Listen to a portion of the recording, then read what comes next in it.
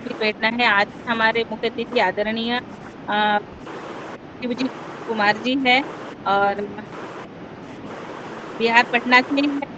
और एक बार योग शिक्षक बन गए, 2 बार उन्होंने क्लास की हमारे योग आहार के बारे में अ, आमंत्रित किया। आहार के बारे में मार्गदर्शन के लिए तो सादर आमंत्रित है। आज हमें वो ओम बताएंगे ओम कि आहार कैसे देना है। सभी को ओम। और तो मैं ओम सभी उनको को। जी जी ओम जी ओम। ओम सभी भाइयों और बहनों को। हाँ, माइक आवाज कम कर दो, थोड़ा डाउन करो, आवाज बंद कर दो, आवाज बंद कर दो, आवाज बंद कर दो, आवाज आवाज साउंड। अरे मोबाइल का साउंड कहाँ से बंद होता है? बस यहाँ से ना बंद करो। यहाँ से बंद करो। ये हाँ। अभी आपको जो अभ्यास करा रही थी वो हमारी धर्मपत्नी कुमारी मधुजा जी। तो हमें आज आमंत्रित किया गया है आहार के विषय में बताने के लिए। तो हम लोग दोनों पति पत्नी हरिद्वार में जो स्वामी जी जिस तरह से योग कराते हैं और बाकी दिनचर्या जो है वो सब कुछ उसी को घर में भी फॉलो करते हैं हम। यहाँ तक कि आहार में भी, खान पान में भी और दिनचर्या में, व्यवहार में भी। तो ये बहुत जरूरी है। स्वास्थ्य के संबंध में स्वस्थ किसको कहा जाता है? सम दोषा सम अग्निश सम धातु मलः क्रिया प्रसन्न आत्मेंद्रिय मना स्वस्थ इति भी दीयते। स्वस्थ कौन है? जिसके दोष सम है। दोष यानी कफ पित्त वायु, ये जिसके सम है वो स्वस्थ रह सकता है। सम दोषा सम अग्निश, 13 प्रकार की अग्नियां हैं हमारे शरीर में। वो 13 प्रकार की अग्नियां कौन कौन सी हैं? पंच तत्वाग्नि, सप्त धात्वाग्नि और एक जठराग्नि, 13 अग्नि। ये 13 अग्नियां जब सम अवस्था में रहेंगी तब हम स्वस्थ रह सकते हैं। सम दोषा समग्निश सम धातु, धातु हमारे शरीर में बनते हैं 7, जिनसे हमारा शरीर पुष्ट होता है। वो कौन कौन सी धातुएं हैं? रस, सबसे पहले भोजन का जब पाचन होता है तो रस बनता है, फिर रक्त बनता है, फिर मांस, मेद, अस्थि, मज्जा, शुक्र, ये सप्त धातुएं बनती हैं हमारे शरीर के अंदर। तो इन सप्त धातुओं का यदि संतुलन है तो आपको आरोग्यता निश्चित रूप से प्राप्त होगी। यदि इन सब धातुओं में असंतुलन है तो रोग आना स्वाभाविक है। तो सम दोषा समग्निश सम धातु मलः क्रिया, मलः क्रिया का मतलब क्या है? शरीर से मल मूत्र का परित्याग, पसीने का निष्कासन, ये सब एक स्वतः व्यवस्था परमात्मा की प्रदत्त है हमारे शरीर में। और इसको स्वस्थ बनाए रखने के लिए, इन व्यवस्थाओं को स्वस्थ बनाए रखने के लिए हम नित्य दिन योग करते हैं, तो वो भी ठीक रहता है। हमारे शरीर में पंच प्राण काम करते हैं और हर एक प्राण का अलग अलग कार्य है। तो पंच प्राण में जो प्राण है उसकी स्थिति है कंठ से लेके हृदय तक, ये प्राण रहता है यहाँ पर।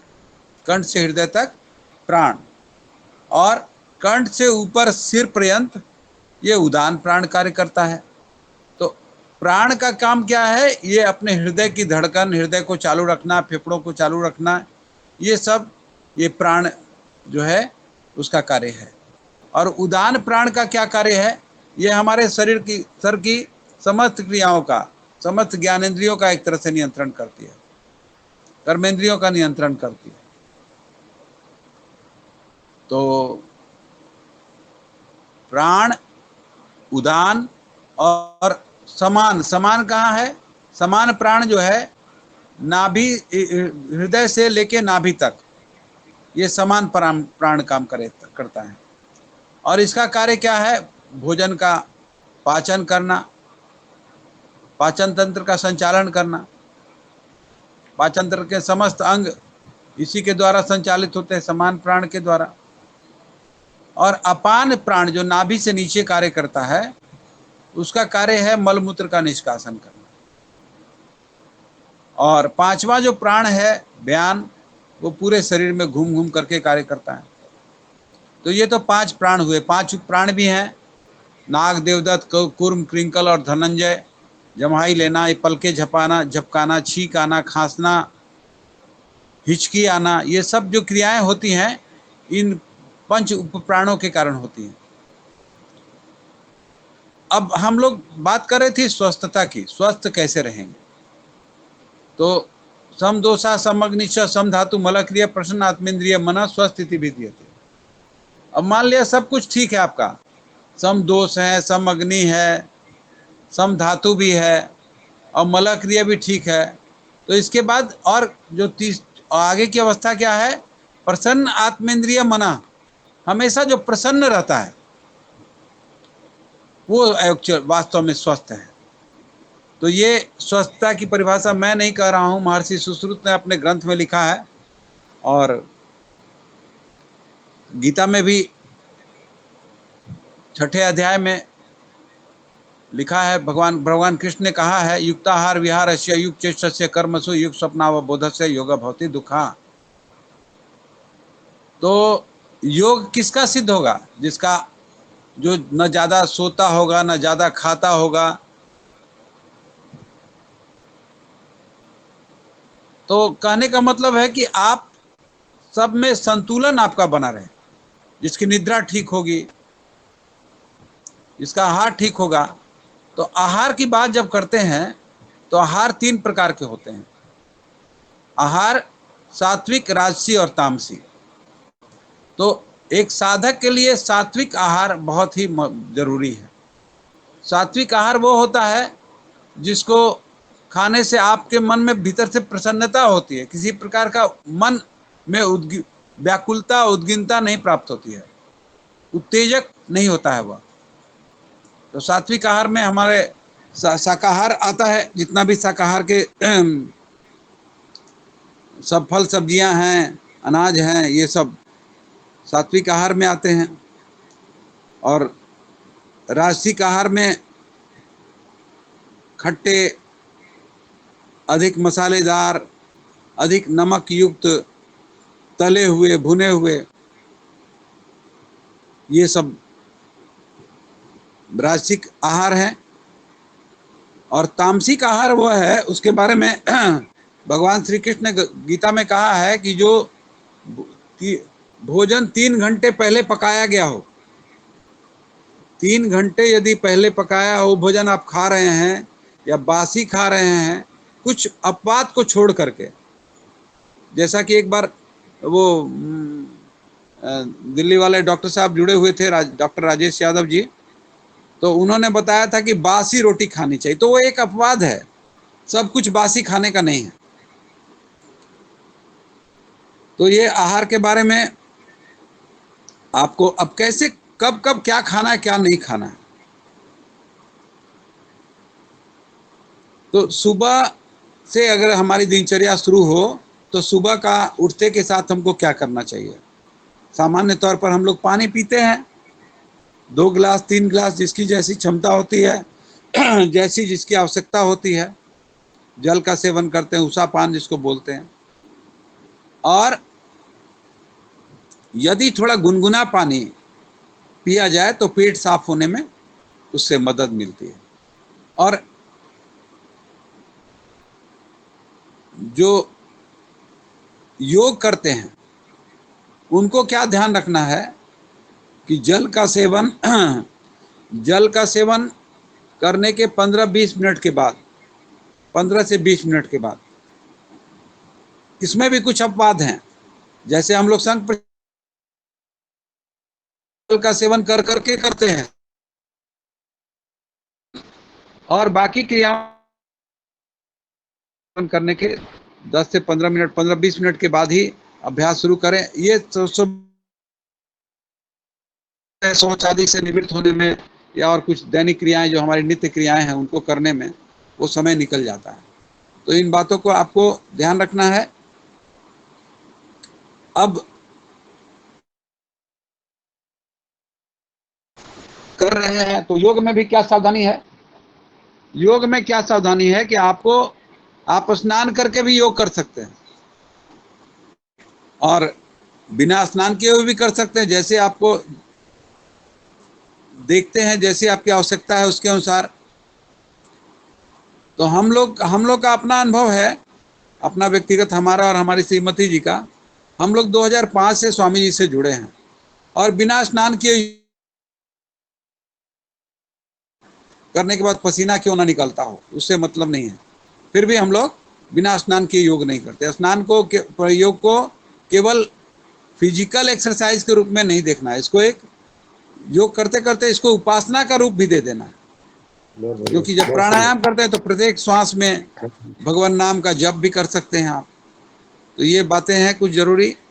और अगर मान लिया कोई अस्वस्थ है तो बिना स्नान किए भी कर सकते हैं, हाथ पैर धो करके बैठ करके वो कर सकते हैं। पेट का साफ होना थोड़ा जरूरी है। अब एक व्यक्ति ने मुझसे प्रश्न किया कि यदि पेट साफ नहीं होता तो क्या करें। पेट नहीं साफ होता तो पेट साफ करने का उपाय करें। रात में त्रिफला ले लें गुनगुने पानी से, सुबह पेट साफ हो जाएगा। नहीं होता है सबगोल की भूसी लें, और भी कुछ जो सीजनल फल होते हैं उनको लीजिए, पेट आपका साफ रहेगा। खीरा है, अमरूद है, ये सब अभी अवेलेबल है आसानी से। तो इन सब चीज़ों को ध्यान रखना पड़ता है कि आप पेट साफ, कैसे आपका पेट साफ रहेगा। तो मैदे का प्रयोग कम करें, चीनी का प्रयोग कम करें, आलू का प्रयोग कम करें, नमक का प्रयोग कम करें, तेल घी का प्रयोग कम करें।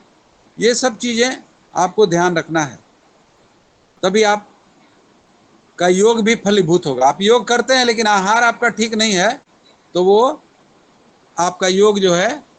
एक व्यक्ति हम मुझसे मिले थे पटना में, एक पार्क है कृष्णापुरी पार्क, वहाँ एक व्यक्ति आते थे योग करने के लिए। तो हमने ऐसे ही पूछ दिया उनसे कि आप योग क्यों करते हैं। तो उन्होंने कहा कि भाई हमको मुर्गा खाना बहुत पसंद है, उसके बिना हम नहीं रह सकते, तो मैं इसलिए योग करता हूं कि मैं मुर्गा खाता रहूं। अब देखिए अलग अलग व्यक्ति का अलग अलग उद्देश्य है। एक विद्यार्थी के लिए अलग है, एक भोगी के लिए अलग है, एक सन्यासी के लिए अलग है, एक रोगी के लिए अलग उद्देश्य है कि हम रोग से मुक्त हो जाएं। भोगी के लिए, भोगी का उद्देश्य यही है कि हम भोग हमारा चलता रहे, और जो भोगी होगा वो रोगी होगा निश्चित रूप से।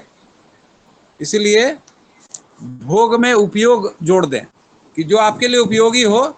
और आहार के लिए एक बात ध्यान रखने लायक है, हित भूख, रित भूख और मित भूख। हित भूख माने आपको अपनी प्रकृति के अनुसार भोजन करना है। जैसे आपको अगर कफ की प्रकृति है तो ठंडी चीजें नहीं लेनी है, पित्त की प्रकृति है तो गर्म चीजें नहीं खानी है, और वायु प्रकृति की है, आपका शरीर वायु प्रकृति का है, ढकारें निकलती हैं या गैस पास होता है नीचे से, तो आपको खट्टी चीज़ों का सेवन नहीं करना है। तो ये मैं नहीं कह रहा हूँ। एक बार महर्षि चरक ने अपने शिष्यों से पूछा, को रुक को रुक को रुक, कौन रोगी नहीं है, कौन रोगी नहीं है, कौन रोगी नहीं है। तो उनके सबसे योग्य शिष्य वांग भट्ट ने कहा, हित भूख, रित भूख और मित भूख। तो हित भूख का मतलब आपको बता दिया कि अपनी प्रकृति के अनुसार भोजन करिए। ऋतु भूख का मतलब है ऋतु के अनुसार भोजन करना। जो फल सब्जियां ऋतु में मिल रही हैं इस ऋतु में, जैसे वर्षा की ऋतु अभी है, तो जो आपको उपलब्ध है उन्हीं सब्जियों का सेवन न करें। ये नहीं कि अब जो जाड़े के दिनों में मिलती हैं सब्जियां, अब तो सालों भर उगाई जाती हैं सब्जियां, कहीं ना कहीं से ग्लोबल मार्केट हो गया, कहीं ना कहीं से आ जाता है। पहले टमाटर सालों भर नहीं मिलता था, अब तो अगर नासिक में भी टमाटर हो रहा है तो वो टमाटर आ जा रहा है। गोभी अगर मेघालय में हो रहा है या झारखंड में हो रहा है तो वो आ जा रहा है, पूरे देश में चला जा रहा है। तो आपको ये ध्यान रखना है कि हमको ऋतु के अनुसार भोजन करना है। और मित भूख, मित भूख का मतलब क्या है, इसके बारे में बहुत बढ़िया तरीके से व्याख्या है कि अमाशय का आधा भाग भोजन के लिए, चौथाई भाग जल के लिए और चौथाई भाग वायु के लिए। तो आपको भोजन कितना करना है कि थोड़ा भूख बची रहे आपकी, यानी वायु और जल का भाग जो है वो खाली रखना है, अन्यथा आपका पाचन तंत्र ठीक नहीं रहेगा। अब जल पीने की व्यवस्था है खाने के बाद, तो खाने के बाद कितनी देर के बाद जल लेना चाहिए? खाने के लगभग 1 घंटे बाद। मेरा पिछले 40 सालों का अनुभव है, मैं खाना खाने के 1 घंटे के बाद ही जल लेता हूँ। यदि खाना खाने के बीच में आपको जल लेने की जरूरी है आपके लिए, कि नहीं हमको लेना पड़ेगा, तो थोड़ा गुनगुना पानी आप लें, तो वो आपके पाचन तंत्र में, आपको पाचन में सहयोगी करे होगा, बनेगा। तो स्वास्थ्य के मुख्य रूप से 3 आहार स्तंभ हैं: आहार, निद्रा और ब्रह्मचर्य। तो आहार ठीक होना चाहिए। आहार सात्विक, राजसिक, तामसी आपको चुनना है कि हमको सात्विक आहार, हम योगी हैं तो हमें सात्विक आहार ही लेना है, मांसाहार से बचना है। ऐसे भी मनुष्य की जो प्रकृति है, जो बनावट है, वो मांसाहारी जीव से बिल्कुल अलग है। ये तो पता नहीं कैसे मांसाहार हमारे जीवन में आ गया, ये हम लोगों को पता नहीं कैसे, कब से आदत लग गई इसकी। और अभी तो लोग कहते हैं कभी कभी किसी किसी पार्टी में अगर मांसाहार नहीं हो, नॉनवेज नहीं हो, तो कहते हैं कि ये पार्टी साग पात वाली पार्टी है, ये अच्छी पार्टी नहीं। तो मांसाहारी जो जीव होता है उसकी प्रकृति होती है, उसकी आंखें जो है अंधेरे में चमकती हैं और जीभ से वो पानी पीता है। मांसाहारी जीव जो है जीभ से पानी पीता है, मनुष्य जीभ से पानी नहीं पीता है। आंखें रात में मनुष्य की नहीं चमकती हैं। मांसाहारी जीवों के दांत नुकीले होते हैं और हाथ पैर के नाखून भी जो है ना उस तरह के होते हैं, उसकी बनावट भी वैसी होती है। तो इसमें कोई भी गुण मनुष्य से नहीं मिलता है और उनकी हथेलियां भी लंबी होती हैं। तो मेरा कहने का मतलब यह है कि आपको जब आहार पे आप विचार कर रहे हैं तो आपको समय का भी ध्यान रखना है, क्या खा रहे हैं उनका भी ध्यान रखना है, क्या नहीं खाना है उसका भी ध्यान रखना है। तो योग इत्यादि करने के 15 से 20 मिनट के बाद आप स्नान इत्यादि करके, अगर उम्र आपकी 50 साल से ऊपर है तो कुछ पौष्टिक पेय का सेवन कर सकते हैं। अन्यथा 7:30-8 बजे तक आपका योगा अभ्यास अगर पूरा हो जाता है तो उसके बाद स्नान इत्यादि करके आप कुछ ब्रेकफास्ट जो लेते हैं, तो ब्रेकफास्ट में अंकुरित अनाज का प्रयोग करें। अंकुरित अनाज में चना, मूंग, मेथी को भी अंकुरित करके आप ले सकते हैं। देखिए अभी यूरिक एसिड का प्रॉब्लम हो रहा है, लोगों को घुटने का दर्द होता है, तो यूरिक एसिड को कम करने में मेथी बहुत काम करता है और खासकर डायबिटीज को भी कंट्रोल करने में वो भी मदद करता है। तो मेथी अंकुरित करके, ये मैंने देखा वहाँ हरिद्वार में ही, वहीं से मैं सीख करके आया। तो मेथी जो है अपने घर में अंकुरित करके मैं रोज खाता हूँ, थोड़ा सा मूंग के साथ, और उसमें थोड़ा खीरा, और अभी जो सीजनल फल है अमरूद आ रहे हैं, अमरूद मिल रहा है, अमरूद भी खाता हूँ रोज। तो आप लोग भी इस तरह से सेवन करेंगे तो पेट साफ रहेगा, और पेट साफ रहना एक बहुत बड़ी बात है। तो आहार का समय का भी ध्यान रखना है और जो खाना है उसके बारे में भी ध्यान रखना है। भोजन जो है आपका, भोजन 12 बजे तक अगर हो जाए तो बहुत बढ़िया। 10 से 12 के बीच में, यदि आप जैसे कामकाजुक व्यक्ति हैं जो स्कूल ऑफिस में हैं या फिर बिजनेस में हैं तो घर से निकल जाते हैं सुबह, तो सुबह मान लिया ब्रेकफास्ट कर लिया, उसके बाद 12 बजे तक अपना जो है, 1 बजे के पहले तक अपना जो है वो लंच ले लिया। और फिर शाम के भोजन के बारे में, शाम में जो है वो नाश्ता अगर आपको कुछ लेना हो तो कुछ हल्का फल वगैरह लीजिए या फिर भूंजा वगैरह लीजिए, कुछ भूंजा, जो चने का भूंजा, बादाम या फिर मकई या फिर चूड़ा या फरी, जो मिक्स करके, कोई एक अनाज नहीं और 2-4 अनाजों का भूंजा हो, वो खा सकते हैं, या फिर फल खा सकते हैं जो आपको सूट करे। और फिर शाम में भोजन का उत्तम समय बताया गया है 7 से 8। यदि आप 7 से 8 के बीच में भोजन ले लेते हैं तो आपका सुबह जो है जल्दी स्टार्ट होगा, यानी आपको सुबह शौच इत्यादि जल्दी, शौच आदि से जल्दी निवृत्त हो जाएंगे। और वही मध्यम समय बताया गया है 8 से 9। अगर 8 से 9 के बीच में लेते हैं तो भी आपके लिए हितकर है। और 9 बजे के बाद यदि भोजन कर रहे हैं तो आपकी कोई मजबूरी है तो वो अलग बात है, नहीं तो 9 बजे के बाद आप समझ लीजिए कि वो बहुत ज़्यादा आपके लिए हितकारी नहीं है वो समय भोजन का। लेकिन अब मान लिया मजबूरी है, तब तो आदमी भूखा थोड़ी ना रहेगा, कुछ ना कुछ तो खाएगा ही। तो हल्का भोजन लीजिए फिर 9 बजे के बाद लेना हो तो तो ये कुछ जरूरी बातें हैं। और आहार के साथ साथ निद्रा की बात करते हैं। निद्रा जो है, निद्रा कितने घंटे की लेनी चाहिए? एक स्वस्थ व्यक्ति को 6 घंटे नींद, 6 घंटे की नींद काफी है। अगर थोड़ा ज्यादा परिश्रम करता हो तो 7 घंटे, और उससे ज्यादा अगर आप सो रहे हैं तो आपको फिर विचार करना पड़ेगा कि ये हम अपनी निद्रा पूरी कर रहे हैं या कुछ आलस या प्रमाद आ गया हमारे भीतर में। तो ये भी ध्यान रखना पड़ेगा। और गहरी नींद के लिए नींद का सबसे बढ़िया समय है, आरंभ होता है 9 से 10 के बीच में। 9 से 10 के बीच में अगर आप सो जाते हैं तो आपकी नींद बहुत अच्छी होगी। और ये मतलब 12 से 1 बजे तक आपका जो नींद का जो टाइमिंग है वो बहुत ही उत्तम माना जाता है। और अगर आप, बहुत से बच्चे हमारे विद्यार्थी लोग जगते हैं, पढ़ाई करते हैं, तो 12, 1 बजे, 2 बजे, 3 बजे सोते हैं वो। तो डॉक्टर साहब बोल रहे थे उस दिन, आदरणीय डॉक्टर राजेश यादव जी, जो दिल्ली के आयुर्वेदाचार्य हैं, वो बोल रहे थे कि मैं एक व्यक्ति के यहाँ गया था तो उन्होंने कहा कि भाई हमारा बेटा तो 3 बजे सोता है तो 3 बजे उठता है, 12 बजे, 3 बजे सोया तो 12 घंटे सोता है वो। तो जो भी सूर्योदय के बाद सोते हैं उनका स्वास्थ्य ठीक रहना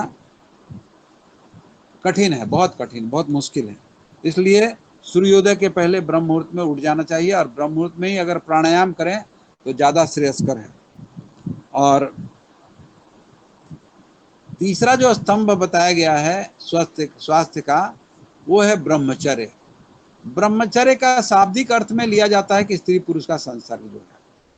तो ये हम लोग का जो जीवन है ये 4 आश्रमों में बांटा हुआ है। ब्रह्मचर्य आश्रम, जो पढ़ाई लिखाई करते रहते हैं, जॉब होने के पहले तक, शादी विवाह के पहले तक, वो ब्रह्मचर्य आश्रम में हम रहते हैं। उसके बाद गृहस्थ आश्रम में आ जाते हैं। तो गृहस्थ आश्रम 50 साल तक गृहस्थ आश्रम हो गया, और 50 साल से 60 साल में वानप्रस्थ आश्रम हो गया, और 60 साल के बाद संन्यास आश्रम शुरू हो जाता है। तो ये 4 आश्रम की व्यवस्था हम लोगों के सनातन धर्म में बताई गई है, शास्त्रों में बताई गई है। इसके अनुसार अनुरूप अगर हमारा जीवन चलता है तो जीवन बहुत सुंदर होगा। अब और इसमें आदरणीय ब्रह्मचर्य भ्राता का जी, जो व्यापक ब्रह्मचर्य अर्थ का है जो वो आपने ब्रह्म कहा, की चर्या, तत्वमसि श्वेत केतु प्रज्ञानम ब्रह्म आयम आत्मा ब्रह्म शिवोहम शिवोहम शिवोहम। मतलब अपने भीतर जो ब्रह्म है उसकी यात्रा इस योग के माध्यम से कर लें हम लोग, आत्मबोध हो जाए, आत्मनियंत्रण हो जाए, आत्मदर्शन हो जाए। तो ये कब संभव होगा? जब नियमित रूप से हम अपने आहार को ठीक करेंगे, अपनी दिनचर्या को ठीक करेंगे, अपने खान पान को ठीक करेंगे, तब ये उपलब्धि हो सकती है। अगर योग कर रहे हैं लेकिन आहार ठीक नहीं है तो ये नहीं होगा, निद्रा ठीक नहीं है तो ये नहीं हो पाएगा। तो इसलिए सबका सामंजस्य है, आहार, निद्रा और ब्रह्मचर्य। इसके बाद और दूसरे आयाम है व्यायाम इत्यादि। उसके बाद आपके पास समय है, व्यायाम करते हैं, कुछ ज़्यादा करते हैं, कुछ कम करते हैं, कोई कठिन कठिन, कोई जिम में जाता है। स्नान प्रतिदिन हम लोग करते हैं, तो स्नान कौन करेगा? जो बीमार होगा वो तो स्नान नहीं करेगा, वो फोमेंटेशन करता है। देह का बीमार है तो कपड़ा भिंगा के पोंछ लिया शरीर को। और जो स्वस्थ हैं तो ब्रह्म मुहूर्त का स्नान बहुत ही देव स्नान बताया जाता है इसको। और ब्रह्म मुहूर्त के बाद, सूर्योदय के बाद जो स्नान है वो मानव स्नान है। और शाम वाला जो स्नान है वो, उसके बारे में मैं कुछ नहीं कहता, वो आप खुद विचार करें कि शाम में स्नान करना जरूरी है या नहीं है। और फिर ध्यान की बात आती है, तो हम लोग जब यम अष्टांग योग की बात करते हैं तो यम, नियम, आसन, प्राणायाम, प्रत्याहार, धारणा, ध्यान, समाधि की बात करते हैं। तो ध्यान, धारणा, ध्यान, समाधि, तो ध्यान कहाँ पर है? 7वें स्थान पर है। तो ये सारी जो सीढ़ियां हैं यम नियम की, यम अहिंसा, सत्य, अस्तेय, अपरिग्रह, ब्रह्मचर्य, नियम, शौच, संतोष, स्वाध्याय, तप, ईश्वर प्रणिधान, ये सारे सीढ़ियों को धीरे धीरे जैसे हम पार करते जाएंगे तो हमारा वो जो है वो ध्यान की ओर हम बढ़ते जाएंगे। फिर भी स्वामी जी ने कहा है विशेष रूप से कि आसन और प्राणायाम, इस पर यदि आप फोकस करते हैं तो धीरे धीरे आपका ध्यान केंद्रित होने लगेगा और आप अपने आप को, अपने मन को एकाग्र कर पाएंगे। मन की 4 स्थितियां हैं, उनसे आप एकाग्रता की ओर 4-5 स्थितियां हैं, उसमें आप क्षिप्त, मूढ़, विक्षिप्त, एकाग्र और निरुद्ध, ये 5 स्थितियां हैं मन की बताई गई। तो इनसे आप एकाग्रता की ओर आप बढ़ जाएंगे।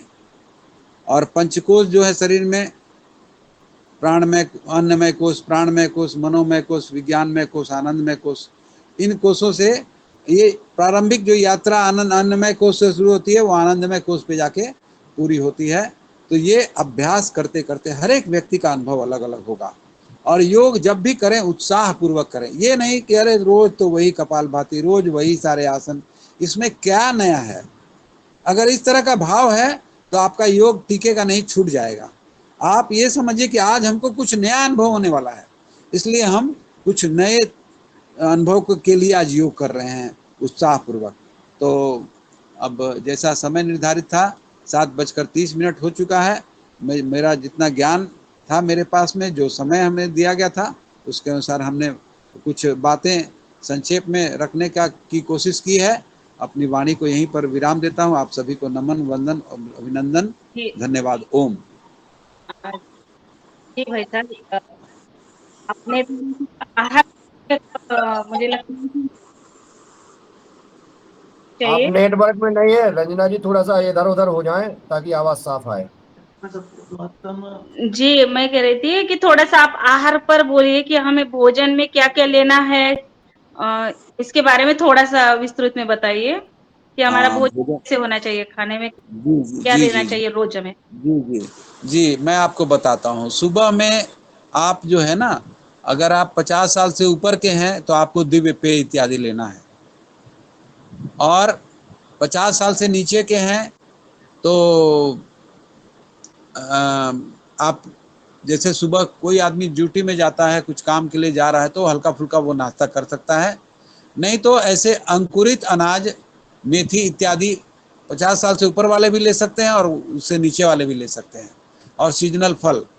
और खाने में आपको देखिए, आप जो खाना खाते हैं, अभी देखिए एक बहुत ही नई चीज, ये कोई नई चीज नहीं है, हमारी नई जानकारी में आई है कि आटे में गुलेटिन, जो गेहूं का आटा है उसमें गुलेटिन की मात्रा होती है जो डायबिटीज को बढ़ाती है, जिसके कारण डायबिटीज, जो ये पूरा इंडिया डायबिटिक कैपिटल कहा जाता है। 10 लाख लोग हर साल जो है ना, ये आपको डायबिटीज के कारण और उससे डायबिटीज जनित रोगों से के कारण मर जाते हैं। तो ये डायबिटीज को कैसे इंडिया कंट्रोल कर पाएगा? तो आप, इसमें एक बहुत बड़ी बात है कि हम लोग गेहूं का आटा केवल ना खाएं। अभी मिलेट्स का खूब प्रचार हो रहा है। देखिए विदेशों में भी अभी हमारे आदरणीय प्रधानमंत्री मोदी जी गए थे और मिलेट पर, यहाँ संसद में भी चर्चा हुई मिलेट का के बारे में, जौ, बाजरा और रागी, इन सब अनाजों के बारे में। तो ये आप अपने घरेलू जीवन में इन अनाजों का प्रयोग कैसे करें? आप दलिया के रूप में प्रयोग कर सकते हैं, आटे के रूप में प्रयोग कर सकते हैं। तो केवल गेहूं के आटे की रोटी ना खाएं। जब भी आप गेहूं का आटा आप उसमें गूंथा जा रहा हो तो उसमें अपने जरूरत के मुताबिक, मान लिया 2 लोग हैं घर में या 4 लोग हैं, तो 4 लोग हैं तो आपको कम से कम 4 चम्मच रागी का आटा, थोड़ा सा, मतलब 8 चम्मच आपने ले लिया गेहूं का आटा, और उसमें 4 चम्मच रागी का आटा, 4 चम्मच जौ का आटा, 4 चम्मच ज्वार का आटा, ये मिला दिया और मिक्स करके उसको गूंथ के रख दिया। अब जितनी जरूरत है उतनी रोटियां आपने बना ली। तो ये रोटी जो आप खाएंगे आपके पेट के लिए बहुत फायदेमंद होगी। और दालें जो हैं, देखिए प्रोटीन की आवश्यकता, मैं कोई साइंस का विद्यार्थी नहीं रहा हूं, लेकिन स्वामी जी से जुड़े रहने के कारण बहुत सारी बातें हमारे ज्ञान में आई हैं, संज्ञान में। तो प्रोटीन की जरूरत होती है मांसपेशियों को मजबूत करने के लिए। तो आप जैसे जैसे उम्र बढ़ती है उसकी प्रोटीन की आवश्यकता उतनी नहीं रह जाती है। प्रोटीन कम भी ले तो काम चलेगा। तो फिर अब प्रोटीन किस रूप में लें? दालें लेते हैं तो दालें मिक्स करके लें। अरहर की दाल है, मूंग की दाल है, मसूर की दाल है, या अलग अलग दालें हर प्रत्येक दिन प्रयोग करें। आज अगर अरहर की दाल खाई तो कल मूंग की, परसों अब मिक्स करके, और एक दिन मिक्स करके खाएं। इस तरह से दालों का सेवन करें। सब्जियों में आलू तो ऐसा है कि अब आलू के बिना काम चलता नहीं किसी का, तो आलू की मात्रा रखें लेकिन कम रखें। और हरी सब्जियां जो बाजार में मिलती हैं उनका सेवन करें। खाने के बाद छाछ का सेवन कर सकते हैं, और रात में भोजन के बाद दूध का सेवन कर सकते हैं। तो खाने का टाइम भी, आपको नाश्ता का टाइम भी हमने बताया कि 8 बजे के बाद आप 8 से 9 के बीच में नाश्ता ले लें, और 10 से लेकर के 1 बजे के बीच में यदि आप ऑफिस जाने वाले हैं तो अपना उस समय रोटी चावल जो आप खाना चाहें खा सकते हैं, और फिर लंच के लिए थोड़ा ले जाते हैं तो वो अलग बात है। और शाम में जो है ना, वो आप थोड़ा भूंजा का सेवन करें, पेट साफ करने में आपको मदद करेगा। मकई का भूंजा हो गया, मक्के का है, चने का है, और भी बाजरे का भी भूंजा होता है, वो भी आप ले सकते हैं। वो सब मिला करके, बादाम भी थोड़ा ले सकते हैं, थोड़ा चूड़ा का भूंजा ले सकते हैं, पोहा जिसको बोलते हैं उसका भूंजा ले सकते हैं, वो मिक्स करके थोड़ा खाएं। और उसके बाद सूप का सेवन, अभी तो बरसात का दिन है इसलिए आपको सूप बनाने में थोड़ी दिक्कत है, क्योंकि सब्जियां जैसे शिमला मिर्च है, टमाटर है, गाजर है, ये सब की, इन सब की उपलब्धता थोड़ी कम हो जाती है इस समय, और बढ़िया नहीं मिल पाता है। तो ये जाड़े के दिनों में आप नियमित रूप से सूप का सेवन करें, और सूप का सेवन नियमित रूप से आप यदि करेंगे तो आप देखेंगे कि आपको जो भी एनर्जी लेवल आपका हमेशा हाई रहेगा। मैं तो नियमित रूप से सूप का सेवन करता हूँ। और शाम में भोजन 7 से 8 के बीच में उसी तरह से 2 रोटियां आप अगर देखिए, भोजन में भी आपको मित भूख हमने कहा है, तो मित भूख में क्या करना है? अगर 4 रोटियां खाते हैं तो 1 रोटियां कम कर दीजिए, 3 रोटियां खाते हैं तो 2 रोटियां खाइए, और थोड़ा सब्जी की मात्रा बढ़ा दीजिए, थोड़ा फल इत्यादि की मात्रा बढ़ा दीजिए, तो उससे आपको बहुत फायदा होगा। और खाने के बाद जल का सेवन, उसके बारे में भी बताया। रात्रि में दूध का सेवन कर सकते हैं आप। खाना खाने के बाद, खाने के 1 से 2 घंटे के बाद दूध लेना श्रेयस्कर है। और भी अगर कुछ प्रश्न हो तो आप पूछ सकते हैं हमसे, ये आपको हमने बताया।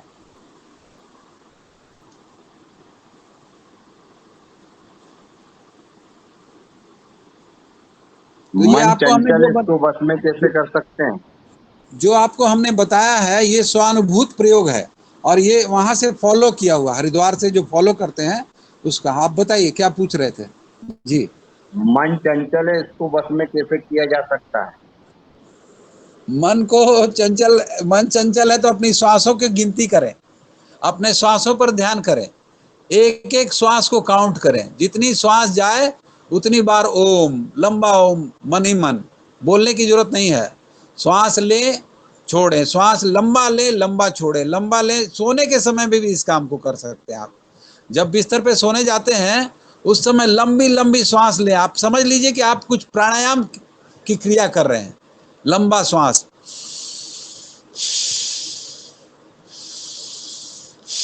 यानी भस्त्रिका प्राणायाम करते हुए, भगवान नाम का जप करते हुए आप निद्रा की गोद में जाएं।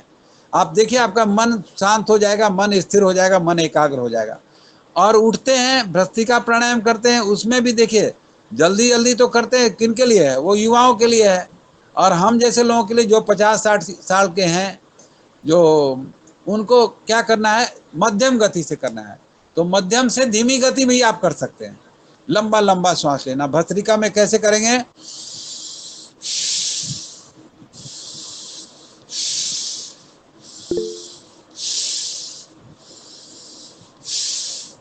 ये बहुत बड़ा साधन है मन को एकाग्र करने का।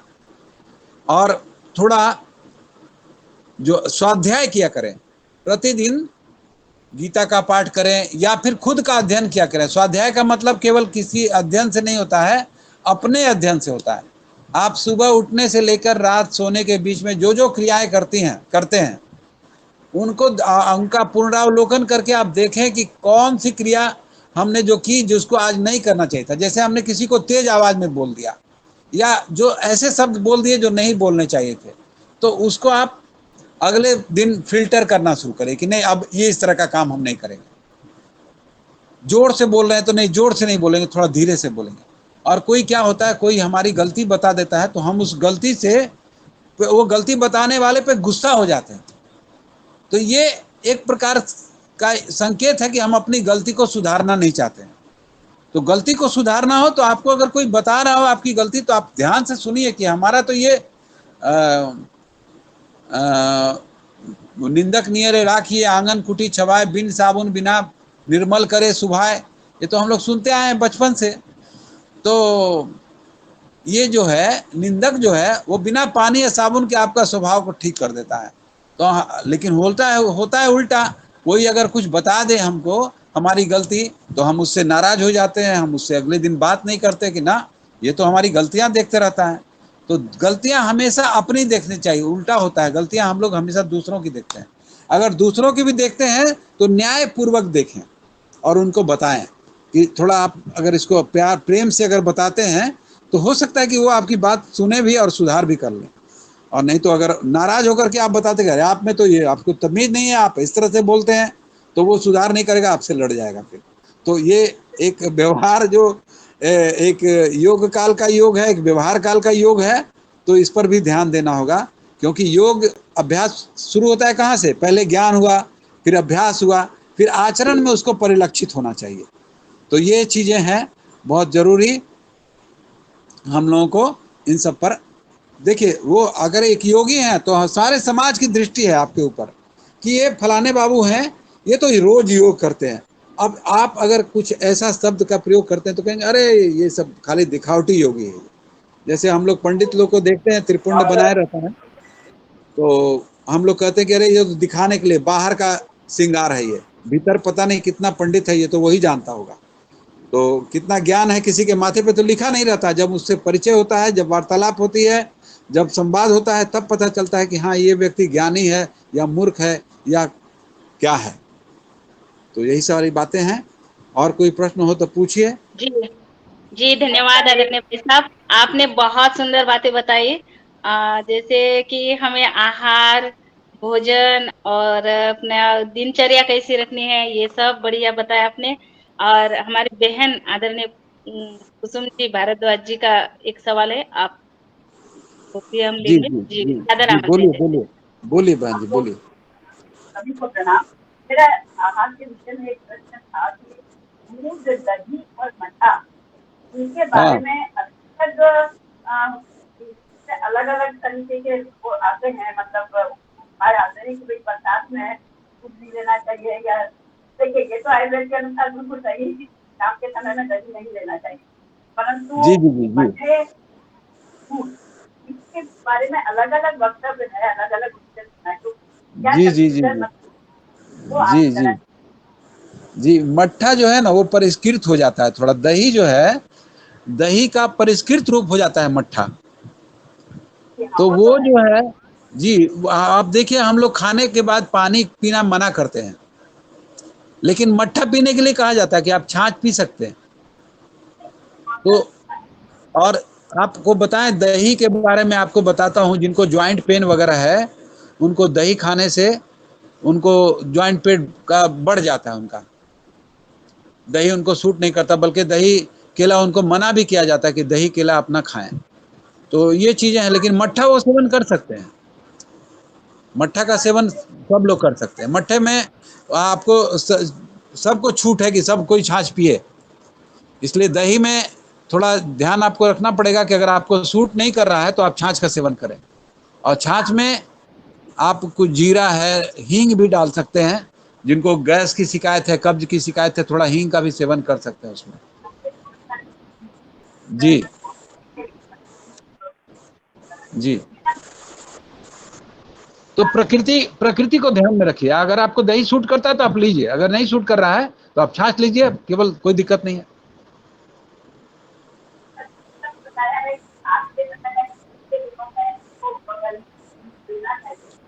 बहन जी आपकी आवाज स्पष्ट नहीं हो पा रही है पूरी तरह से, थोड़ा आप नजदीक से बोलें, थोड़ा माइक मोबाइल हाथ में लेके बोलें। ये ऐसा कहा कहा है कि बरसात के दिनों में रात के समय में देना चाहिए, ऐसा कई मतलब है मैंने सुना, इसलिए मैं उसको दिया था। जैसे रात में हम भोजन के 2 घंटे बाद 9 बजे तक हम देते हैं रात के, या जो मौसम के हिसाब से, ठंड और गर्मी के हिसाब से, और अपनी कम की प्रकृति के हिसाब से। पर जी वर्षा ऋतु में उनके सेवन के लिए कुछ एक बात है क्या? नहीं, रात में देखिए, रात में जो है ना, रात में दूध पीने का ही विधान है, मट्ठा इत्यादि पीने का विधान नहीं है। दिन के लिए दही दूध है, वो तो दूध के रात में हिसाब आप से, दूध का सेवन कर सकते हैं। जी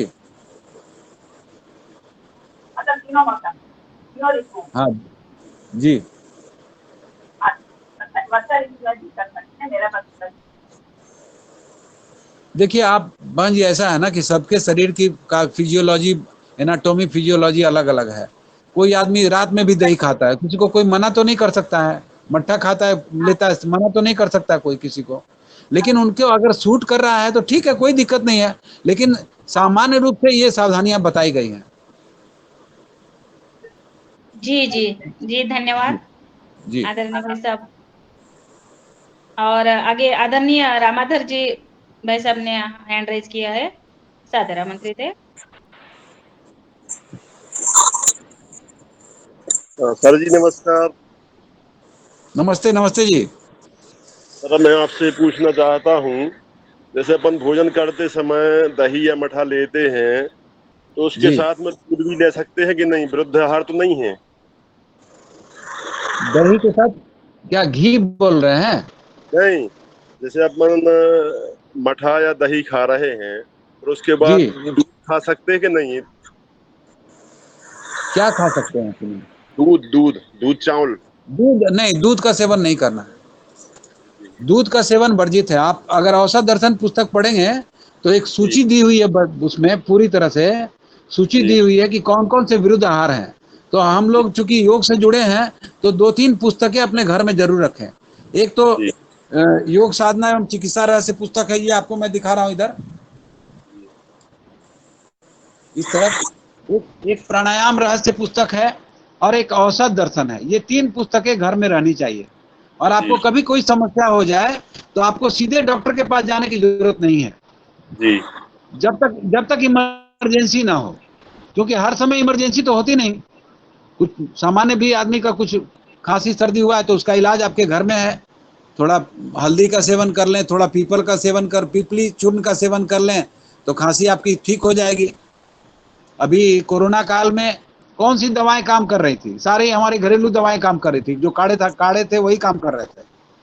एलोपैथी की दवाएं तो खाली वो एक तरह का व्यवसाय हो रहा था वहां चिकित्सा के रूप में। तो सर ये मठा और दूध विरुद्ध आहार है? हाँ, विरुद्ध आहार है बिल्कुल।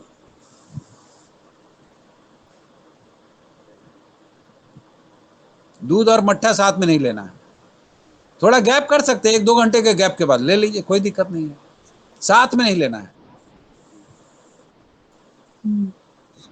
अभी क्या है, जैसे मठा फ्राई करके खाना में खाते थे और दूध भी खा लेते थे। दूध दूध भाई साहब रात में लीजिए, आपके लिए ज्यादा श्रेयस्कर होगा।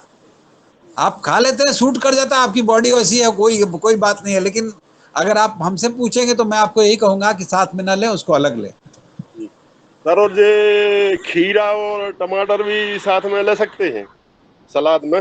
देखिए खीरा जो है ना, खीरा टमाटर खाइए, लेकिन वो खीरा जैसे रायता बना के खाते हैं ना, जी खीरे का रायता बनाते हैं लोग, बहुत सारे होटलों में चलता है खूब, पार्टियों में भी खूब चलता है। तो खीरा और दही दोनों एक दूसरे का विरुद्ध आहार है वो। नहीं, हमने ये सुना था कि खीरा और टमाटर की सलाद एक साथ नहीं खाना चाहिए, क्या सही है? इसलिए तो मैं आपको कह रहा हूँ कि औसत दर्शन पुस्तक जो है ना, उसमें आप एक बार पूरा सूची देख लीजिए, पूरी सूची देख लीजिए, उसका अध्ययन कर लीजिए। बहुत सारी बातें उसमें लिखी हुई हैं। अगर पुस्तक नहीं है तो आप आसपास में कहीं मिलती हो तो ले लीजिए, वो आपके लिए जी बड़ा श्रेयस्कर होगा। आपको बहुत सारी बातें आप दूसरों को खुद बता सकेंगे पढ़ के।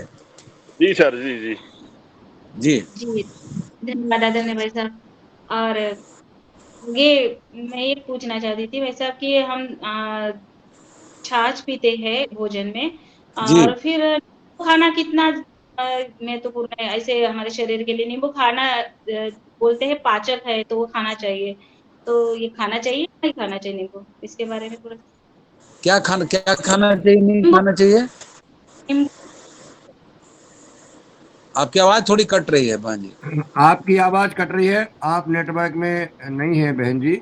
आपने जो सवाल किया है लिख के दे सकती हैं कि क्या आपने पूछा है। तो आदरणीय भाई जी से फोन भी करके पूछ सकते हैं अगर आप नेटवर्क में नहीं है बहन जी। मैं सीधे चलता हूँ, आप पतंजलि पीठ हरिद्वार, जी वहां जी पे आदरणीय पवन कुमार जी सदन में उपस्थित हैं। मैं जी उनको जी सादर आमंत्रित करता हूँ कि वो आए और जी हम सबका मार्गदर्शन करने का कष्ट जी करें। जी। ओम। जी नमस्ते। ओम। नमस्ते जी, नमस्ते। प्रणाम ओम जी। सभी को। ओम ओम। और आज के हमारे मुख्य अतिथि और योग शिक्षिका हमारी हस्बैंड वाइफ की जोड़ी, आपको बहुत बहुत प्रणाम नमन। बहुत सुंदर आज की योग कक्षा भी, आज की वार्ताएं भी। मैं एक प्रश्न लेकर के आ रहा हूँ। प्रश्न से पहले एक आंकड़ा है। जी आंकड़ा पूरे भारतवर्ष का जो आंकड़ा है उसको मैंने अभी देखा है, उसको मैंने अभी नक्शे में भी देखा कि कितने लोग अलग अलग प्रांतों में मांसाहार का प्रयोग करते हैं, उपयोग करते हैं। जी तो उसमें ये पाया गया कि जो कोस्टल एरियाज हैं और नॉर्थ ईस्ट का जो एरिया है वहाँ जी करीब 80% से ज्यादा जो लोग हैं जी वो मांसाहारी हैं। और जो हमारा ईस्ट वेस्टर्न साइड है, राजस्थान है और गुजरात है, वहाँ पर करीब 20% से कम लोग जी मांसाहारी हैं। जी और बीच वाला जो एरिया है उसमें भी 30-40%, 50% तक के ऐसे हैं जो प्रांत। महाराष्ट्र में भी करीब 50-60% है। मध्य जी प्रदेश में जरा कम। तो इस तरह राज्यवार ये आंकड़ा इंटरनेट में भी उपलब्ध है, अगर कोई देखना चाहे कि किस राज्य में कितने लोग मांसाहारी हैं। और यह भी ट्रेंड आ रहा है कि धीरे धीरे मांसाहारी व्यक्तियों की संख्या धीरे धीरे बढ़ती जा रही है। और जी उसका एक दुष्प्रभाव ये भी देखने को आता है कि जो हमारी स्वास्थ्य में गिरावट है, डायबिटीज की बात जैसे आपने कही, तो करीब 10% पूरी जनसंख्या भारत की आज की तारीख में डायबिटीज से ग्रसित है। और ये आंकड़ा धीरे धीरे बढ़ भी रहा है। और शायद इसका सीधा जो है तात्पर्य आपके मांसाहार करने से भी है। लेकिन दूसरी तरफ अगर मैं तुलना करता हूँ कि किस देश, कौन सा देश ऐसा है जहां पर लोग सबसे ज्यादा डायबिटीज से पीड़ित हैं, तो 30% के आंकड़े के साथ पाकिस्तान सबसे नंबर ऊपर है। भारत में 10% है, पाकिस्तान में 30% है। तो इसका भी हम सीधे सीधे जो है ना उसको हम कह सकते हैं, क्योंकि वहाँ मांसाहार शायद ज्यादा करते हैं, तो इस वजह से भी वहाँ पर यह स्थिति धीरे धीरे विकराल होते जा रही है। और इस तरह के जितने भी इस्लामिक कंट्रीज हैं उसमें यह आंकड़ा ज्यादा है, ज्यादा बढ़ता दिखाई दे रहा है। अब यह इस स्थिति के बारे में कि एक जनमानस की जो ट्रेंड जो है, एक तरफ हम वेजिटेरियन फूड की तरफ बढ़ने का प्रयास करते हैं और उसके बाद प्रचारित करते हैं, लेकिन दूसरी तरफ जो जनमानस है उसकी तो जो है ना वो इंक्रीज कर रहा है कि ये हम नॉन वेजिटेरियन को ज्यादा है। और ये रोज खाने वाले लोग नहीं है, हफ्ते में एक दिन खाने वाले लोगों का आंकड़ा है जो मैंने भारतवर्ष का दिया। मैंने कई ऐसे इन प्रांतों के आने वाले लोग जो कि योग भी करते हैं, प्राणायाम भी करते हैं, उनसे भी विचार विमर्श किया अलग से। और उसमें ये पाया कि उन्होंने कहा नहीं, ये तो हमारे भोजन का अभिन्न अंग है। मछली को तो हम मांसाहार मानते भी नहीं है, अंडे को तो मांसाहार भी नहीं मानते हैं, और लेकिन हम योग भी करते हैं। तो ऐसे उसके बारे में आपकी क्या टिप्पणी है? और ये इस स्थिति के इसमें हमें क्या करना चाहिए? और मांसाहार के प्रति जो रुझान है वो धीरे धीरे जो यंगर जनरेशन है उसमें ज्यादा नजर के आ रहा है, आता है, क्योंकि वो फास्ट फूड और अब उपलब्ध होने वाला भोजन जो आसानी से ऑनलाइन उपलब्ध हो सकता है, हो जाता है, उसका एडवर्टीजमेंट दिखता है, उसमें भी ये सब चीजों को उसका प्रचलन धीरे धीरे उससे बढ़ रहा है। तो इस विषय पर आपकी क्या टिप्पणी होगी, आपका क्या सोचना होगा? और जो लोग योग भी करते हैं वो मांसाहार भी करते हैं, वहां पर उनके उसमें क्या है? मैंने जिन लोगों से बातचीत की, योग का काम पूरा अच्छी तरह से करते हैं, योग प्राणायाम पूरा अच्छी तरह से करेंगे, लेकिन मांसाहार के बिना नहीं रह सकते हैं। रोज मांसाहार नहीं करेंगे, यदा कदा, मतलब हफ्ते में एक बार, 10 दिन में एक बार, 15 दिन में एक बार। उनको लगता है कि यह अनिवार्य है, ये हमारे तो जीवन की पद्धति है। तो इस बारे में आपका क्या मानना है?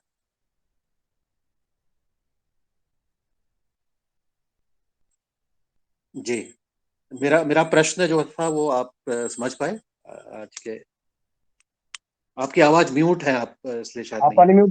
अनम्यूट कर ले हाँ जी जी, मैं आपके प्रश्न को समझ गया। आपने कहा कि भाई योग करते हैं फिर भी मांसाहार करते हैं, तो इसके बारे में क्या क्या हमारा विचार है, यही ना आप पूछ रहे हैं? जी जी जी जी, बिल्कुल। जी जी। तो मेरा, हम इसमें अपना विचार नहीं करके महर्षि पतंजलि का विचार करते हैं। योग चित्त वृत्ति निरोध तदा द्रष्टु स्वरूपे अवस्थानम। तो योग करते करते, जैसे आप जो 15 दिन में खा रहा है ना, 15 दिन में जो खा रहा है वो धीरे धीरे हो सकता है महीने में खाए, महीने के बाद फिर धीरे धीरे उसकी विरक्ति हो जाए उसे, अगर वो साधना का स्तर उसका ठीक है तो। और जहाँ तक योग से जुड़ा है, तो निश्चित रूप से अगर आप योग प्रदर्शन की तो चीज़ केवल है नहीं, ये तो आत्मदर्शन की चीज़ है। तो हम यदि एक दिन अभ्यास करते हैं, दूसरे दिन नहीं करते हैं और फिर भी अपने को योगी कह रहे हैं, तो ये कहीं से भी श्रेयस्कर नहीं है। क्योंकि आप योग का मतलब एक निश्चित समय में निश्चित समय के लिए आप रोज करते हैं। जैसे मैं आपको अपने बारे में बताता हूँ, मैं भी मांसाहार करता था। 2005 में जब मैं हरिद्वार गया था, स्वामी जी ने कुछ संकल्प कराया कि भाई आप अपनी कुछ चीज़ें छोड़िए, आप छोड़ के जाइए। तो उस समय ये स्थिति थी कि मैं चाय कॉफ़ी पीता था, तो स्वामी जी ने कहा कि आप इसको छोड़ दीजिए। और कुछ लोग और कोई खैनी, कोई गुटखा, कोई पान मसाला, कोई और कुछ खाते हैं, तो वो गुरु दक्षिणा में दे करके जाएं। तो हमने छोड़ दिया, वहाँ दे दिया।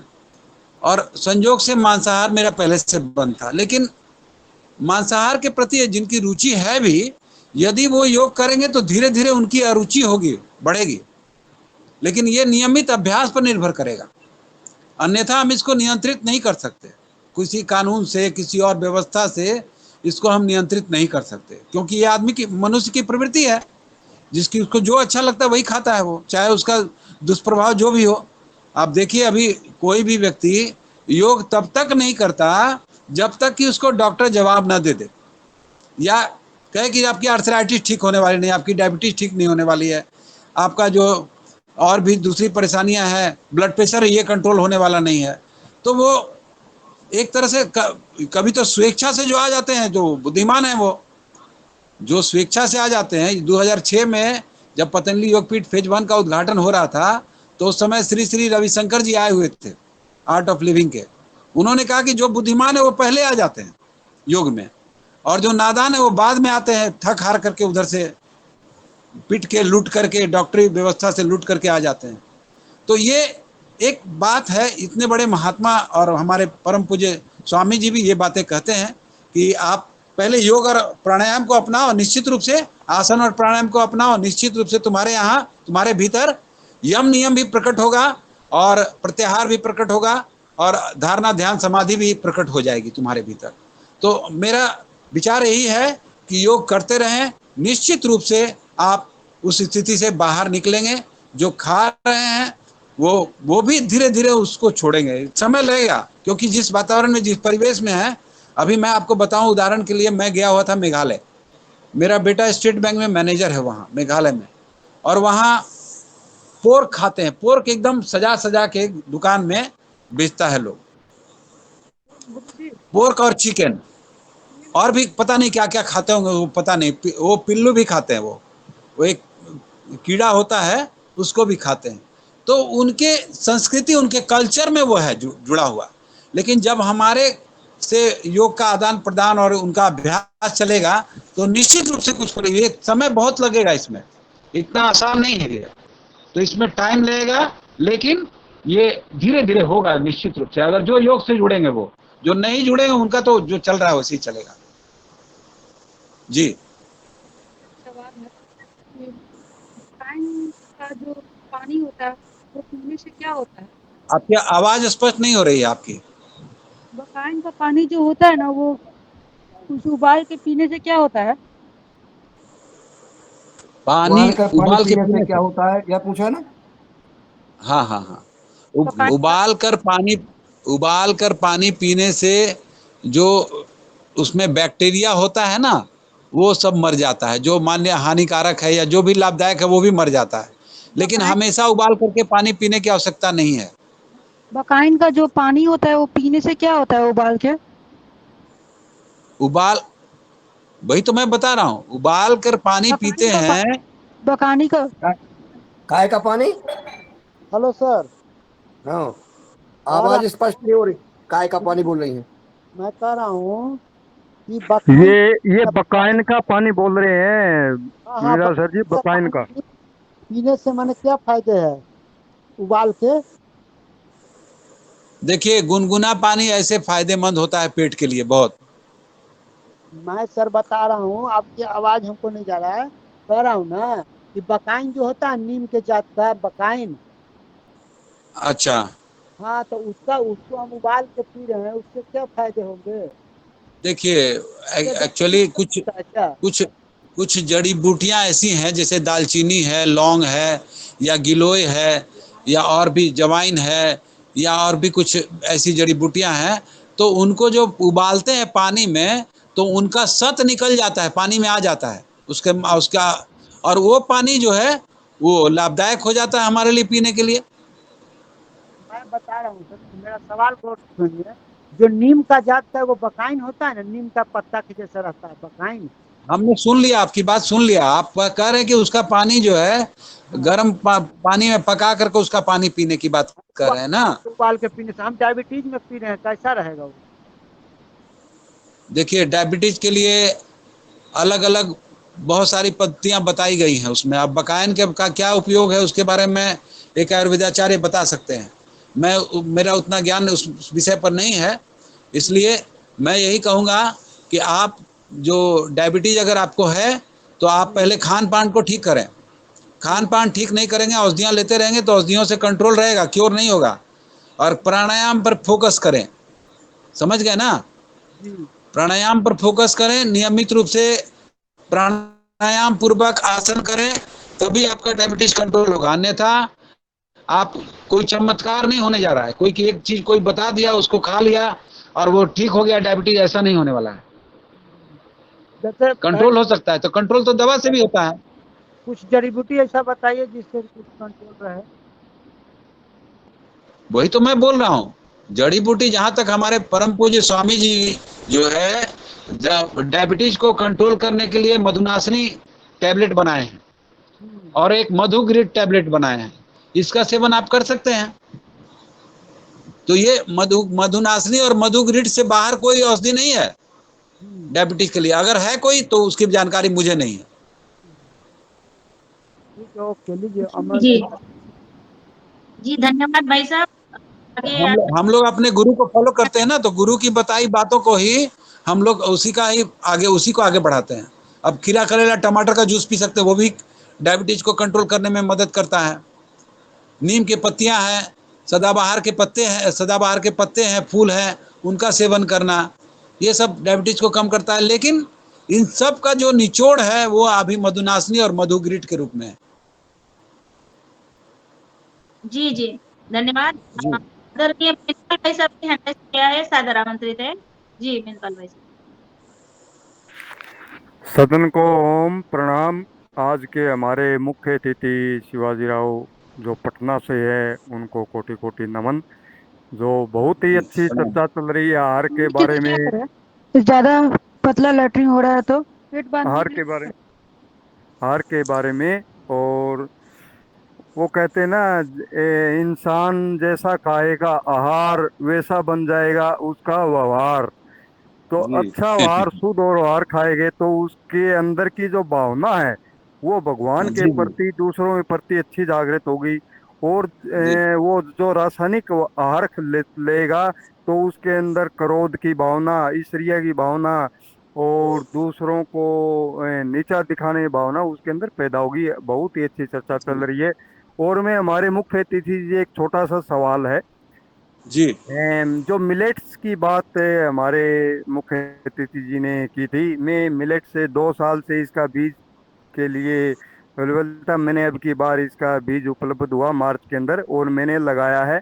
और जी। मैं ये पूछना चाहता हूँ जी, थोड़ा सा 1 किलो आटा की मात्रा बताइए आप। उसमें जैसे अपना कोदो है, कुटकी है, रागी है, सावक है, तो इसकी कितनी मात्रा हम डालेंगे, थोड़ा बताने का देखिए कृपया। देखिए, अगर आप ऐसे अगर कहें तो लगभग समझ लीजिए कि अगर 1 किलो आपका आटा है ना, तो उसमें कम से कम 300 से 400 ग्राम उसमें आप मिलाइए। बाकी जो है 300 ग्राम से लेकर के 400 ग्राम तक मिला सकते हैं। चाहे रागी का आटा हो, चाहे आपका फिर ज्वार का आटा हो या बाजरे का आटा हो, वो मिला सकते हैं। और ये जो हम जो कोदो और का ऐसे यो। ऐसे मैं आपको जानकारी के लिए बता दूं कि हम लोग का पतंजलि का नवरत्न आटा आता है, उसमें सारा कुछ संतुलित तरीके से मिला हुआ है। उसका भी कंटेंट्स आप देख सकते हैं,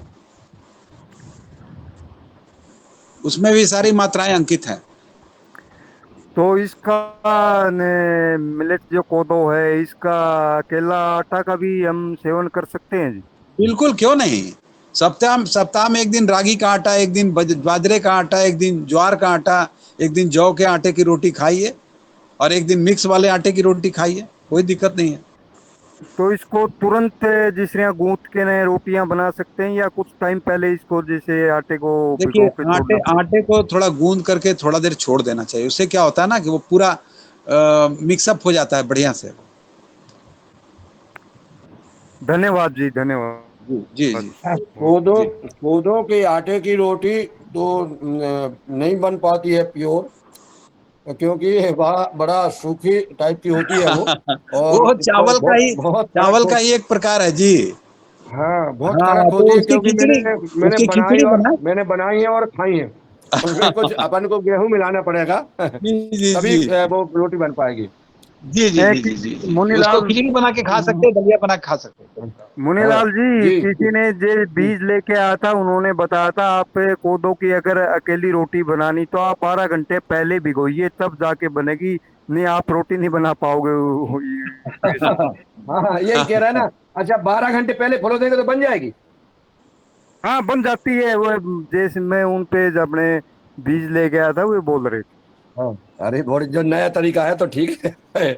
लेकिन लेकिन मैं कहता हूँ कि जैसे जरूरी नहीं है कि पूरा कोदो ही कोदो की बनाए। उसमें और हाँ बाकी हाँ चीजें जो आदरणीय भाई साहब ने बताई हैं कि सारी चीजें, और जो नवरत्न का आटा है उसमें मात्रा लिखी है, तो ये हाँ जरूरी जी नहीं है कि आप वो पतंजलि का लें, लेकिन उसकी मात्रा का अध्ययन कर लें और हाँ अपने जी घर जी से जी मात्राएं मिला करके उस प्रकार का आटा जी बना जी करके जी जी खाएं।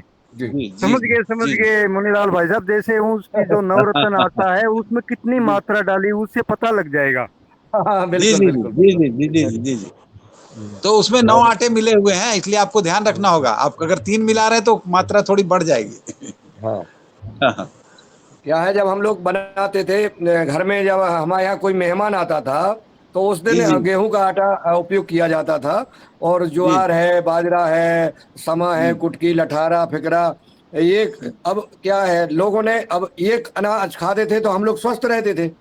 अब जी जी विदेशी कंपनी और जो एलोपैथी वाले माइंड वाले हैं, उन्होंने सोचा यार ये व्यक्ति बीमार तो होते ही नहीं है।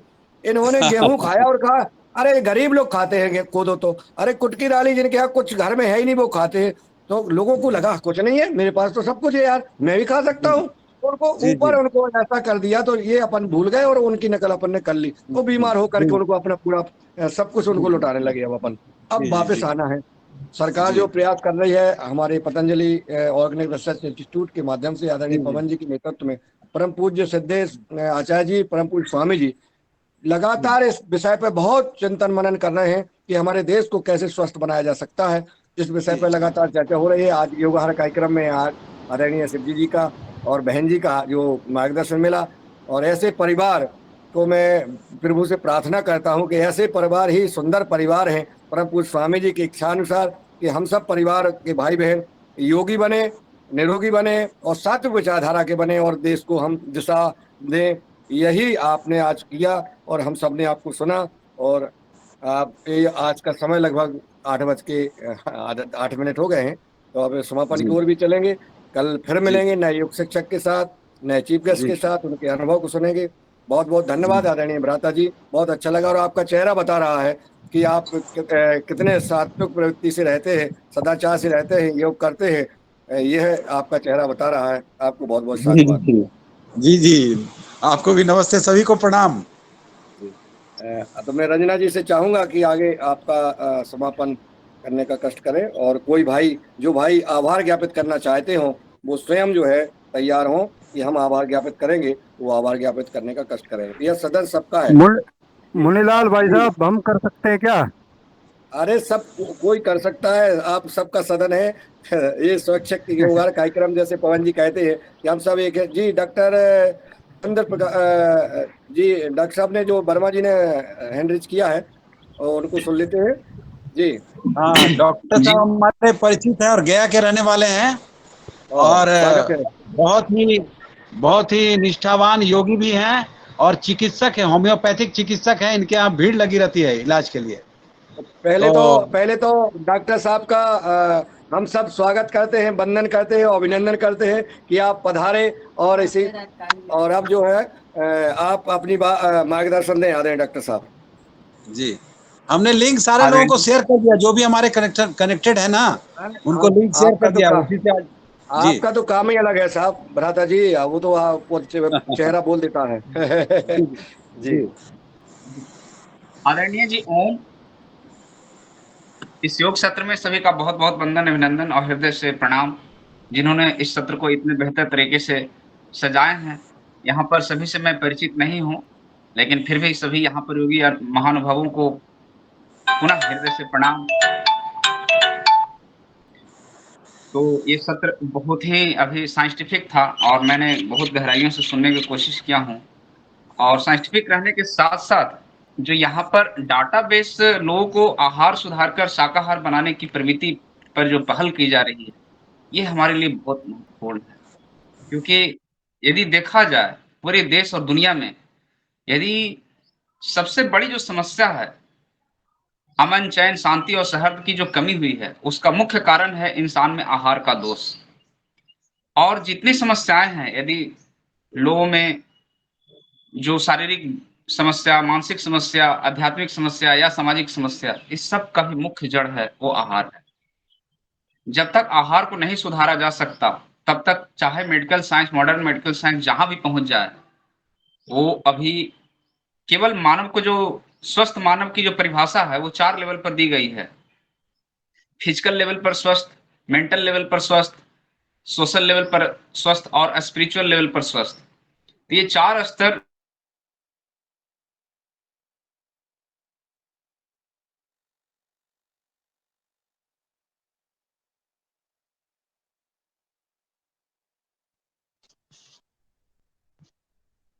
आवाज आ रही है सदन को? मुझे थोड़ी नहीं आ आ रही है। रही है, नहीं आ रही है, नेटवर्क में नहीं है।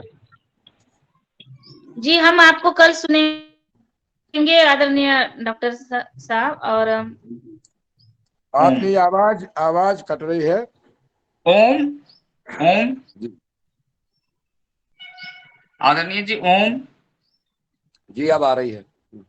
जी तो कल कल रंजना जी कह रही हैं कि डॉक्टर साहब की पूरी बात सुनेंगे, क्योंकि 8-12 हो गए, आधे लोग चले जाएंगे, वो आपकी महत्वपूर्ण बात से वंचित रह जाएंगे, तो वो हम लोगों से नाराज होंगे कि डॉक्टर साहब से आपने बाद में बुलवा दिया। आपका कल मार्गदर्शन प्राप्त हो सदन को तो अच्छा रहेगा, ऐसा मेरा निवेदन है, करबद्ध निवेदन है। अवश्य। जी जी जी, जी बहुत सुंदर। जी ओम। जी, आगे आदरणीय धन्यवाद। मेन भाई साहब, आप आभार के लिए आइए।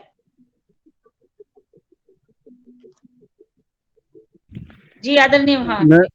हाँ जी, हाँ जी। आज की जो हमारे डॉक्टर शिवाजी राव जी थे, पटना बिहार से, आहार के बारे में बहुत ही अच्छी जो उन्होंने अपने विचार रखे, और बहुत सी जो आहार के बारे में, और जो कैसा आहार लेना है, कैसी दिनचर्या है, किस टाइम सोना है, किस टाइम उठना है, और क्या साथ में भोजन के साथ में क्या लेना है क्या नहीं लेना है, बहुत ही अच्छी तरह से समझाया। और जो भी भाई सुना है उसने अपने अंदर जो भी कुरीतियां हैं वो त्यागनी चाहिए और अच्छे अपने आहार की तरफ बढ़ना चाहिए। और इनकी जो अम, आज की हमारी योग टीचर थी जो मधुजा जी, जो शिवाजी राव की धर्मपत्नी थी, उन्होंने भी अच्छा योग करवाया, उनको भी कोटि कोटि नमन। और जो मंच चला रहे, जो हमारा सदन को करे हैं, और मुनीलाल भाई साहब है, पवन सर है जो अन्य है, और रंजना बहन भी है जो दिन भर जुटी रहती है, जो नए मुख्य अतिथि जैसे पर्यावरण के लिए, जल संरक्षण के लिए, प्राकृतिक खेती के लिए, आहार के लिए, उनको भी बहुत कोटि कोटि नमन। ऐसी बहन है, देखो अपना जो कार्य छोड़ के दिन भर क्लास में रहती है। बहुत बहुत धन्यवाद। तो आज के लिए हम आभार व्यक्त करते हैं। भगवान दास, आदरणीय भगवान दास कुशवाहा जी, आदरणीय भुवनेश्वर राय जी, आदरणीय डॉक्टर किशोर दुबे जी, आदरणीय बहन कल्पना कोटेले जी, आदरणीय कृष्ण कुमार जी, आदरणीय कुलदीप उनियाल जी, आदरणीय महेंद्र राय जी, आदरणीय मिथिलेश सिंह जी, आदरणीय नीलकंठ सामले जी, आदरणीय निर्मला जोशी जी, निर्मला जोबे जी, आदरणीय ओंकार नाथ जी, रामाधर नैन जी, आदरणीय रूप सिंह राय जी, आदरणीय श्रीकांत जोबे जी, आदरणीय उमा शंकर राय जी, आदरणीय विशाली विनायक जी, और योगा एंड हमारी म्यूजिक की रिकॉर्डिंग टीम है उसको धन्यवाद। और जो भी हमारे साथी लेफ्ट हुए हैं, जो हर रोज जुटते हैं, जो किसी कारणवश से अपने कार्य के लिए वे लेफ्ट हो गए, उनको बहुत बहुत कोटि कोटि नमन। धन्यवाद।